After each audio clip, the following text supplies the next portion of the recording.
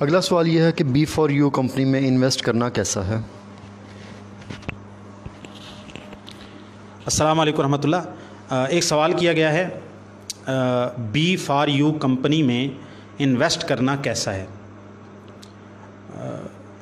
B4U میرے علم کے مطابق پاکستان سے تو اس کو چلایا نہیں جا رہا، یہ شاید ملائیشیا سے اس کو چلایا جا رہا ہے، اور اس کے چلانے والے کوئی سیف الرحمان نامی شخص ہیں، وہ پاکستانی ہیں۔ تو اس میں کئی طریقے ہیں، اور وہ بتاتے ہیں کہ ہم حلال میں کاروبار کرتے ہیں، اور ہمارے وہاں پر ہوٹل ہیں، پراپرٹیز ہیں، اور پاکستان میں بھی اسلام آباد میں، لاہور میں یہ ہماری شنید ہے، اور انہوں نے اس بات کا کلیم کیا ہے کہ وہ پراپرٹی میں کام کرتے ہیں، اور اسی طرح جس طرح کریم ہے اور دوسری ٹیکسی سروسز چلتی ہیں، ایسا بھی کوئی ان کا ارادہ ہے شروع کرنے کا۔ بہرحال انہوں نے اپنے کئی کاروبار کلیم کیے ہیں، وہ کرتے ہیں۔ لیکن سب سے پہلی بات قانونی، میں نے اس چیز پر جب مجھ سے پہلے بھی اس حوالے سے سوال کیا گیا تھا، کچھ بہت قریبی دوستوں نے سوال کیا، اور وہ اس معاملے کے اندر رہنمائی بھی لینا چاہتے تھے، اور اگر ان کو تسلی ہوتی تو وہ اس میں انویسٹ کرنے کے لیے بھی تیار تھے۔ تو چونکہ میں نے آپ کا سوال آنے سے پہلے میں نے اس پر پہلے سے تھوڑا بہت پڑھ رکھا ہے یا تھوڑی سرچ کر رکھی تھی، تو میں نے اس پر گوگل کے اندر جو ہمارے پاس سب سے آسان ذریعہ ہے، میں نے اس پہ سرچ کی، تو میرے سامنے دی نیوز کی ایک خبر آئی۔ اب یہ انگلش اخبار ہے، میرا خیال ہے شاید جیو جنگ گروپ کا ہے، اگر میں غلط نہیں کہہ رہا تو۔ نومبر 2019 کا یا نومبر 2018 کا دی نیوز ہے، میرے موبائل میں اس کا اسکرین شاٹ موجود ہے۔ اس میں پاکستان کا جو ادارہ ہے نا SCCP، اس نے B4U کمپنی کو اپنے پاس رجسٹرڈ نہیں کیا پاکستان میں۔ پھر سن لیں، دی نیوز کی خبر ہے کہ SCCP اس نے پاکستان کے اندر B4U کمپنی کو رجسٹرڈ نہیں کیا، ان کی رجسٹریشن کو انہوں نے تسلیم نہیں کیا۔ اس کا کیا مطلب ہے؟ مطلب یہ ہے کہ وہ پاکستان کے اصول و ضوابط اور قواعد کے مطابق کاروبار نہیں کر رہے۔ شرعی حالت کو تو ہم بعد میں ڈسکس کرتے ہیں۔ تو پاکستان کے اندر وہ کمپنی رجسٹرڈ نہیں ہے، پاکستان کے اندر اس کو الاؤ نہیں کیا گیا کاروبار کرنا۔ اور دوسری بات انہوں نے جو نیچے لکھی ہے وہ یہ بھی ہے کہ ایک دو رپورٹوں کے اندر کہ یہ ایک اسکیم ہے، اور اس سے لوگوں کو خبردار کیا جاتا ہے، عوام الناس کو، کہ اپنا پیسہ اس میں انویسٹ نہ کریں۔ اگر کل کو کوئی نقصان ہوا تو اس کی حکومت پاکستان ذمہ دار نہیں ہوگی۔ آپ کو یہ کاشن دیا جاتا ہے، یہ اعلان کیا جاتا ہے، اور آپ کو خبردار کیا جاتا ہے کہ B4U کمپنی کی ضمانت جو ہے پاکستان کا کوئی ادارہ نہیں لے رہا، اور پاکستان کے اندر B4U کمپنی کا کوئی اکاؤنٹ بھی رجسٹرڈ نہیں ہے۔ یہ بھی میری تحقیق میں آیا ہے۔ اگلی شرعی بات کرتے ہیں کہ وہ پیسے انویسٹ کرتے ہیں، آپ ان میں 1 لاکھ روپے انویسٹ کیا تو وہ کہتے ہیں 7% سے لے کے 20% تک آپ کو ماہانہ جو ہے وہ منافع اس سے آتا ہے۔ یہ کم بھی ہو سکتا ہے، زیادہ بھی ہو سکتا ہے۔ تو اس سے یہ شبہ دیا گیا لوگوں کو کہ گویا جو باقی کمرشل بینک ہیں، سودی بینک ہیں، وہ چونکہ فکس آپ کو 13%، 10% جو بھی شرح سود ہوتی ہے وہ فکس آپ کو منافع دیتے ہیں، تو وہ حرام ہے۔ چونکہ اس میں ویری ہوتا رہتا ہے، کم زیادہ ہوتا رہتا ہے، لہٰذا یہ حلال ہو گیا۔ اس سے بہت سارے لوگوں کو غلطی لگی۔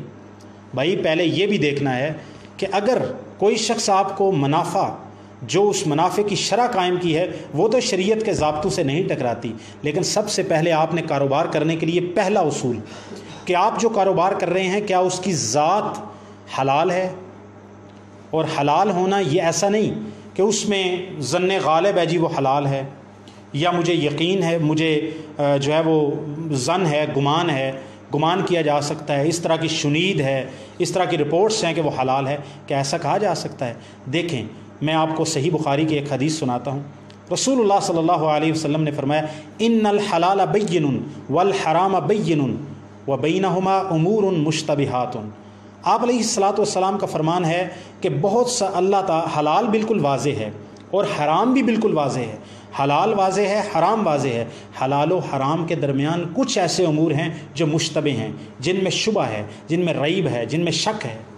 آپ علیہ الصلاۃ والسلام نے فرمایا، جو بندہ شبے والی چیز سے، شک والی چیز سے بچ گیا، من اتقى الشبہات استبرأ لدینہ وعرضہ، جو بندہ شک اور شبے والی چیز سے بچ گیا اس نے اپنا دین بھی بچا لیا اور اپنی عزت کو بھی بچا لیا۔ ومن وقع فی الشبہات وقع فی الحرام یا یوشک ان یقع فی الحرام، جو بندہ شبے والی چیز میں واقع ہو گیا قریب ہے کہ وہ حرام میں واقع ہو جائے، قریب ہے کہ وہ حرام میں واقع ہو جائے۔ تو میرا اس پہ سب سے پہلا یہ سوال ہے، کیا آپ B4U کمپنی کے اندر جو ہے وہ انویسٹ کرنے کا ارادہ رکھتے ہیں؟ جو شرح مقرر کی گئی ہے وہ آپ کہہ رہے ہیں کہ وہ تو شرح جو ہے قرآن و سنت سے نہیں ٹکراتی منافع کی، کیا آپ کو اس بات کا یقین ہے کہ ان کا سارا کاروبار یا ان کا اکثر کاروبار حلال ہے؟ یقیناً میرے پاس بھی اس کی کوئی گارنٹی نہیں ہے، اور آپ جو انویسٹ کر رہے ہیں آپ کے پاس بھی کوئی گارنٹی نہیں ہے۔ اللہ کے بندو، جب گارنٹی نہیں رہی، جب آپ کے پاس کوئی یقین نہیں رہا، یا آپ ان کو ذاتی طور پر سیف الرحمان صاحب کو نہیں جانتے، جیسے میرا ایک دوست ہے، میرا بھائی ہے، کوئی علی، زید، احمد، کوئی بھی، میں اس کو ذاتی طور پہ جانتا ہوں، وہ ایک کاروبار کرتا ہے، کپڑے کا کاروبار کرتا ہے، وہ جو ہے وہ آڑت کا کاروبار کرتا ہے، میں اس کو ذاتی طور پر جانتا ہوں، اس کے دینداری کو اور اس کے کام کو بھی جانتا ہوں، اور میں اس کا حساب کتاب اور یہ ساری چیزیں بھی، میں اس کے ساتھ 10 لاکھ روپے کی انویسٹمنٹ کرتا ہوں، میں اس کو حساب کتاب کو چیک کر سکتا ہوں، اس کی دکان کو چیک کر سکتا ہوں، اس کے کاروبار پر میری ایکسیس موجود ہے، پھر تو مجھے اس پہ کام کرنا چاہیے۔